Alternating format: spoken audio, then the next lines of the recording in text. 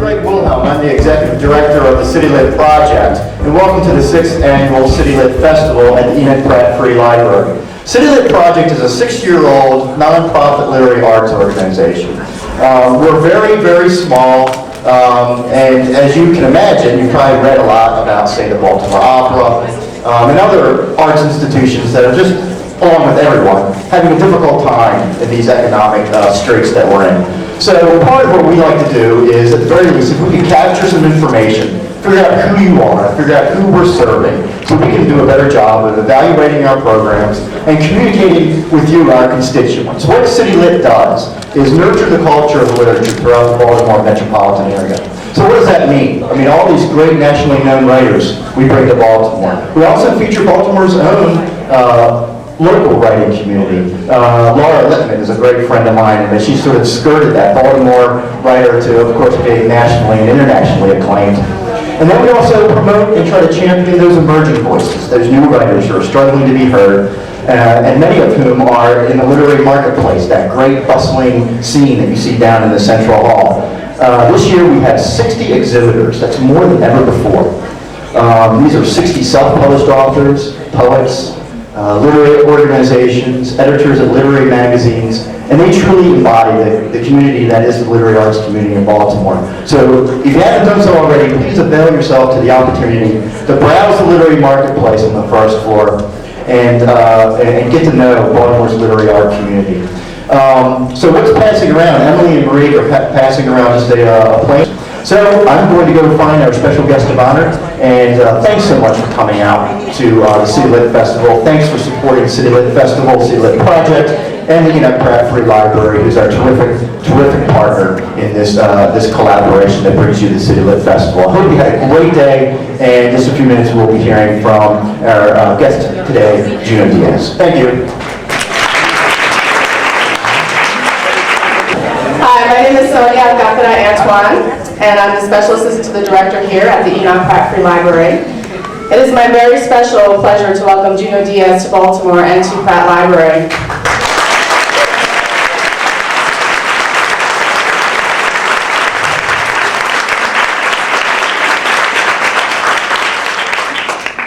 Like me, Junot hails from the island of Quisqueya, the Dominican Republic.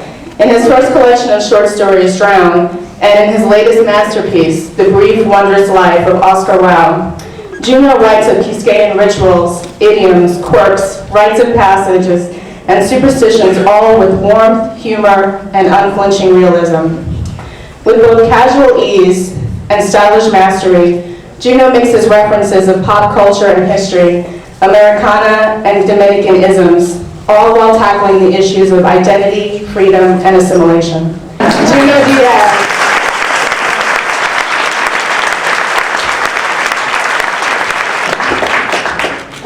Thank you so much for coming out, all of you. Yeah, it's a beautiful day. What are you doing here? Yeah, you're super nerdy. Okay, I'm the biggest nerd there is, so it's nice to see you all here. Though I lament the sacrifice that was made. Yeah, we have not had a day like this up north since last summer, so I appreciate all of you coming. I wanted to thank the library, of course, for having me. It's not every institution that goes out of their way to bring literature and writers and the arts so dramatically to its community. It's something that should be really commended. I want to thank City Lit Festival for having me.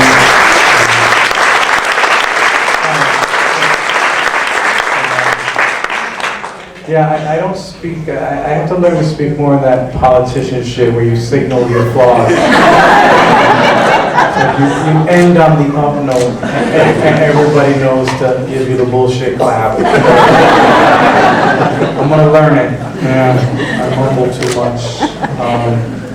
I wanted to thank Sonia Alcantara for that wonderful introduction. You know, it's funny because I just got to come up here and read some shit I wrote years ago, right? She actually had to put that introduction together.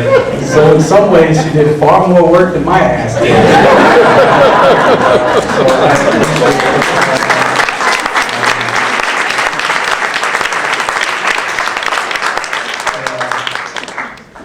And of course, I know for a fact there's some of you beyond just the nice weather who made sacrifices to be here, whether it was a babysitter or locking the poor dog up. I appreciate it. Thank you so much, ma'am.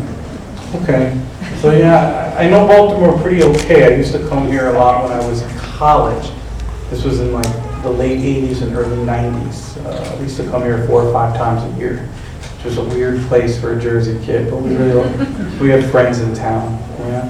So it has been a while. How is Baltimore?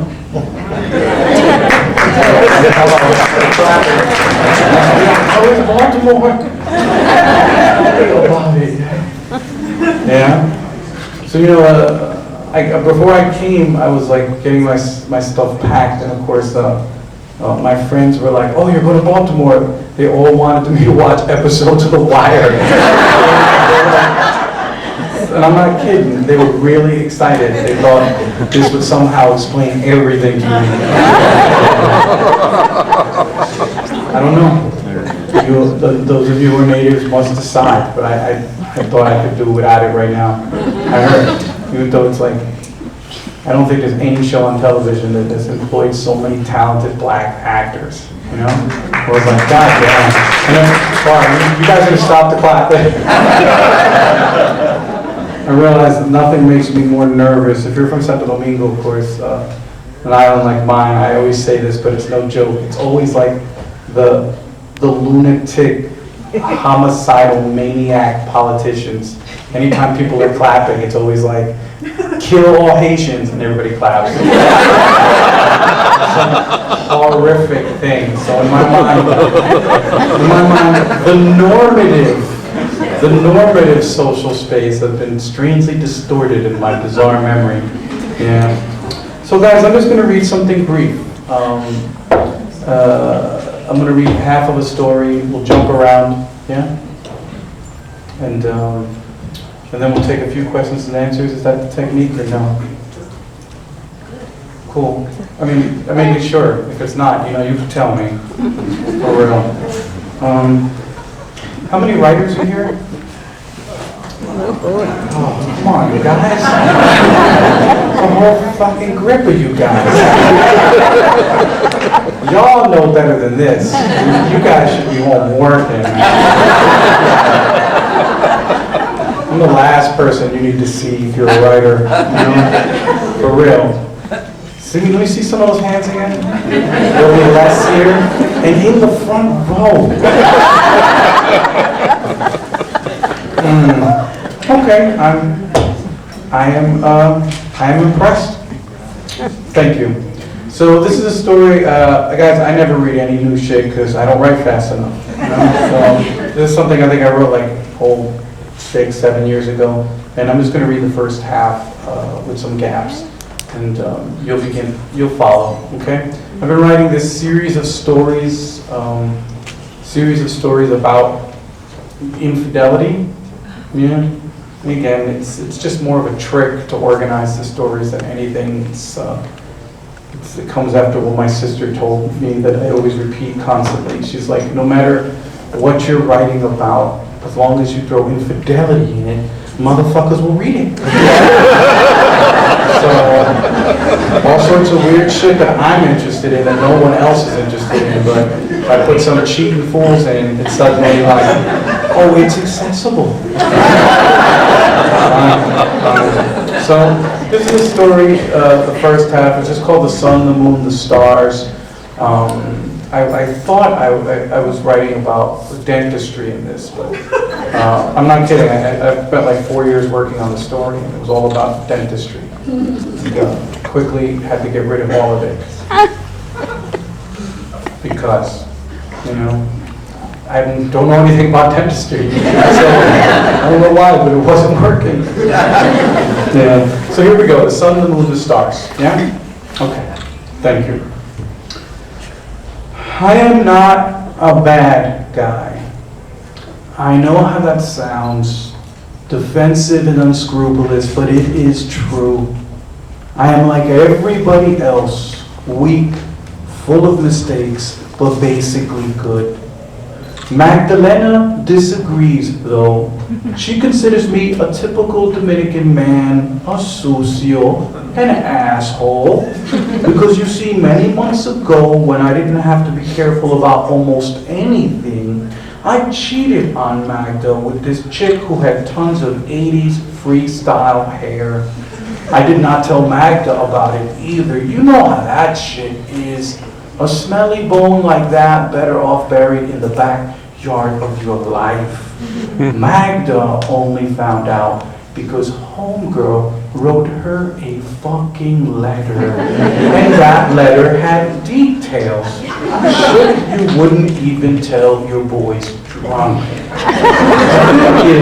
The thing is that particular bit of stupidity had been over for months.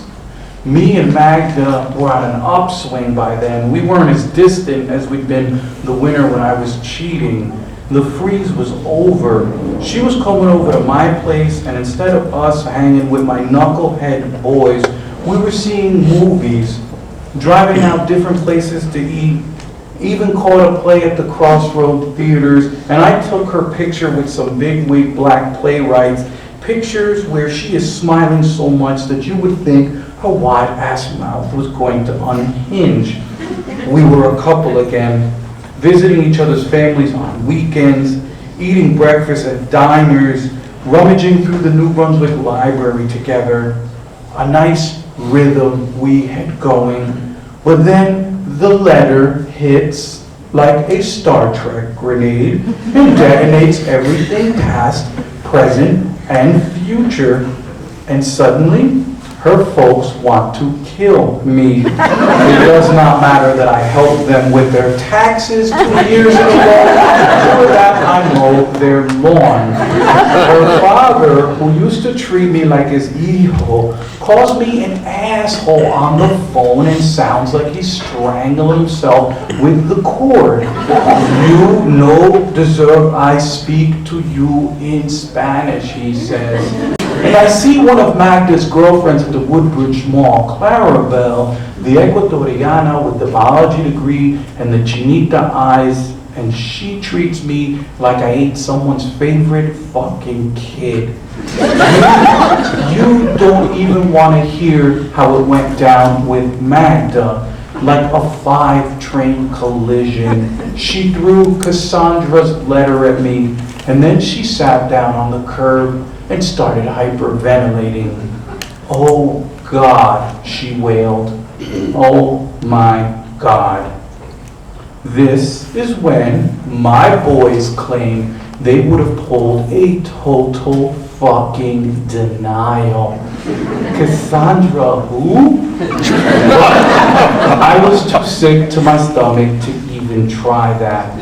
I sat down next to her, grabbed her flailing arms, and said some dumb shit like, "You have to listen to me, Magda, or you won't understand." Yeah, so let's jump from there. We get it. Now, again, I ask this question every time, one, because repetition helps you with the fucking terror. Yeah, you should be up here. Yeah. And also because it's useful information. Like, how many of you have dated someone who they should have been beating up instead of dating? So then, instead of beating their ass up, you decide to take a trip to another country with them? Oh, the young man in the front row. Sir, you've got the double hit, writer. Yeah, if you haven't done shit like this, and you're a young person, because I see the youth back there, you will do something that stupid. I promise you. Yeah. Are you guys in high school back there? You guys are college. I can't even see y'all. What grade? Who? Did you teach it? Did your teacher bring you? Where is she or he? Oh, you guys got a nice fucking teacher.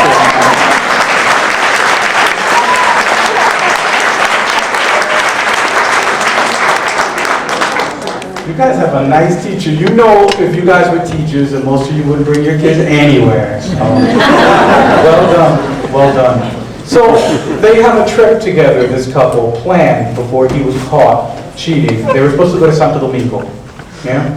And things are in the air, and this is where we join them. I do not know why I get stuck on the trip the way I do, bringing it up every day, trying to get Magda to commit. Maybe I was getting tired of the fighting, or maybe I had gotten this idea in my head that if Magda said yes, we are going, then shit in the end would be fine between us. And if Magda said no, it is not for me, then at least I'd know that it was over. Her girlfriends, the sorest losers on the planet, advised her to let me pay for the trip and then never to speak to me again. She, of course, told me this shit because she couldn't stop herself from telling me everything she was thinking. I asked her, how do you feel about that suggestion? And she said, it is an idea. Even my boys were like, nigga, it sounds like you are wasting your money on a whole lot of bullshit. But I really thought that this would be good for us. Deep down where my boys don't know me, I am an optimist, and I thought me and Magda in Santo Domingo, what could this not cure? Let me confess, I love Santo Domingo. I love coming home to the guys in the blazers trying to push little cups of Brugal into my hand. I love the plane landing, everybody clapping when the wheels kiss the runway. I love the fact that I'm the only nigga on board without a Cuban link or a flapjack of makeup on my face. I love the redhead woman on the way to see the daughter that she has not met in 11 years. The gifts she holds on her lap like the bones of a saint. Mi hija has tetas now, the woman whispers. The last time I saw her, she could barely speak in sentences, and now she is a woman. Imagínate. I love the bags that my mother packs, shit for all our relatives, and something for Magda, a gift. You give this to her, my mother says, no matter what happens. If this were another kind of story, I would tell you about the sea. What it looks like after it's been forced into the sky through a blowhole. How when I'm driving in from the airport and see it like this, like shredded silver, I know that I am back for real. And I would tell you about how many poor motherfuckers there are. More albinos, more cross-eyed niggas, more tigres, more beggars than you will ever see. And I would tell you about the traffic, the entire history of late 20th century automobiles, a cosmology of battered cars, battered motorcycles, battered trucks, and battered buses, and an equal number of repair shops run by any fool with a wrench. And I would tell you about our shanties, and our no running water faucets, and the Sambos on our billboards, and the fact that my family house comes equipped with the ever reliable latrine. And I would tell you about my abuelo and his campo hands, and how unhappy he is that I'm not sticking around for longer. And I would tell you about the street where I was born, Calle 21, how it hasn't decided yet if it wants to be a slum or not, and how it's been in this state of indecision for years. But that would make this another kind of story, and I am having enough trouble with this one as it is. You are going to have to take my word for it. Santo Domingo is Santo Domingo, so let's all pretend we know what goes on there. So one more jump, yeah? So you could tell he like smooth talks the chick to come, his girl to come to this trip, even though my man got bopped, crazy rude, right?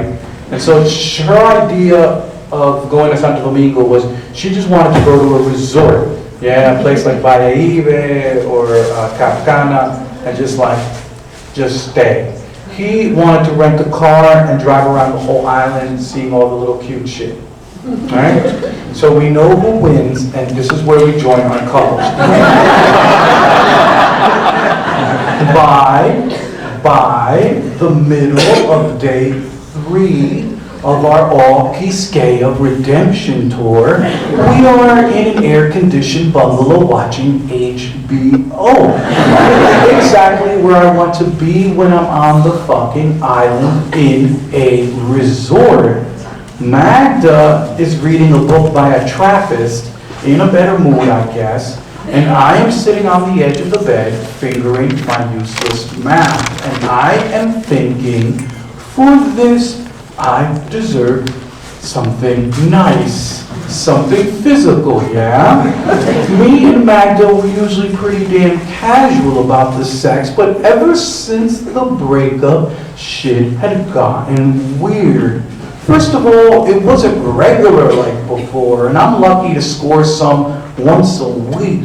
And I gotta nudge her to start things up, or we won't fuck at all. And Magda plays like she doesn't want it, and sometimes she doesn't, and then I gotta cool it. But other times, she does want it. And I have to touch her pussy, which is my way of initiating things, of saying, so how about we kick it, mommy? And she'll turn her head, which is her way of saying, I am too proud to acquiesce openly to your animal desires. So if you continue to put your finger in me, I will not stop you. Today we started no problem, but then halfway through, Magda said, wait, we shouldn't, and I wanted to know why. She closed her eyes like she was embarrassed at herself. Forget about it, she said, moving her hips under me. Just forget about it. I don't even want to tell you where we are at. We're in Casa de Campo, the resort that shame forgot. The average asshole would love this place. It is the largest, wealthiest resort on the island, which means it is a goddamn fortress walled away from everyone else with security and peacocks and ambitious topiaries everywhere. It advertises itself in the states of its own country, and it might as well be. It has 36 holes of golf, its own airport, beaches so white they hate to be trampled, and the only island Dominicans that you are guaranteed to see are either caked up with money or changing your sheets. Let's just say that my abuelo has never been here, and neither has yours. This is where the Garcias and the Colons come to relax after a long month of oppressing the masses. You chill here too long, and you will have your ghetto pass revoked, no questions asked. We wake up bright and early for the buffet. Magda is scratching out a couple of cards to her family, and I want to talk about the day before, but when I bring it up, she puts down her pen and jams on her shades. I feel like you're pressuring me, she says, and I say, how am I pressuring you? I just want some space to myself every now and then. Every time I'm with you, I feel like you want something from me. And I say, time to yourself. What does that mean? Like maybe once a day, you do one thing and I do another. Like when, I say. Like now? It does not have to be now. She looks exasperated. Why don't we just go down to the beach? I feel like you rejected my whole country, Magda. Don't be ridiculous. She drops one hand into my lap. I just wanted to relax. What is wrong with that? So, the sun is blazing, and the blue of the ocean is an overload on the brain. Casa de Campo has got beaches the way the rest of the island has got problems. These, though, have no merengue, no little kids, nobody trying to sell you chicharrones, and there is a massive melanin deficit in evidence. Every 50 feet, there's at least one Eurofuck beached out on a towel like some scary pale monster that the sea has vomited up. They look like philosophy professors, like budget Foucaults, and too many of them are in the company of underage Dominican girls. I mean it. These girls can be no older than 14. And you can tell by their inability to communicate that these couples did not meet back in their left bank days. Magda is rocking a dope bikini that her girlfriends helped her pick out so that she could torture me, and I am in these old ruined trunks that say Sandy Hook forever. I will admit it with Magda half naked and in public, I am feeling vulnerable and uneasy. I put my hand on her knee and say, I wish you'd say you love me. Junior, please. Can you say you like me a lot? Can you leave me alone? You are such a pestilence. So defeated, I let the sun stake me out to the sand. It is disheartening, me and Magda together. We don't look like a couple.